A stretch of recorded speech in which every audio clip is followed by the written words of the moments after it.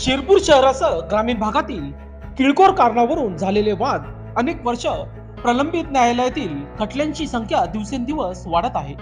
त्यामुळे न्याय मिळण्याच्या प्रक्रियेत वेळ, पैसा, श्रम खर्ची लागत असतो. पण न्याय आपल्या दारी या संकल्पनेमुळे फिरते विधी सेवा केंद्र व लोक अदालत आज तुमच्या दारी आली आहे. या फिरत्या लोक न्यायालयातून जलद न्याय मिळण्यास मदत होते. त्यामुळे हा उपक्रम यशस्वी होत आहे असे प्रतिपादन विधी सेवा प्राधिकरण शिरपूर तालुका तथा शिरपूर दिवाणी न्यायाधीश आर भद्रे यांनी केले.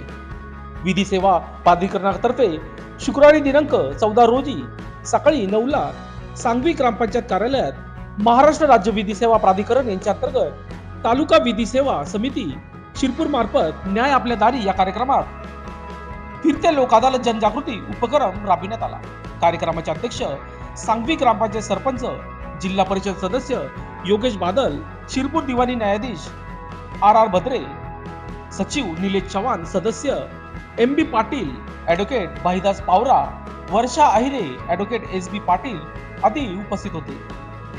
विधी सेवा प्राधिकरणाचे सचिव निलेश चव्हाण यांनी सूत्रसंचालन केले. कन्नीलाल पावरा यांनी आभार मानले.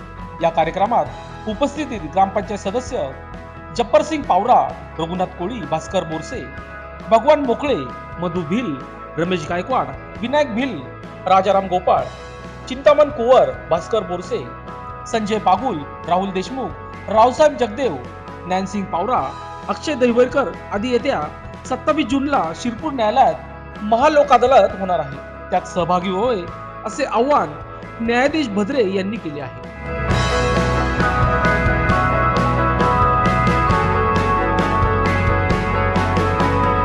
लोकशास्त्र न्यूज साठी विशेष प्रतिनिधी शिरपूर.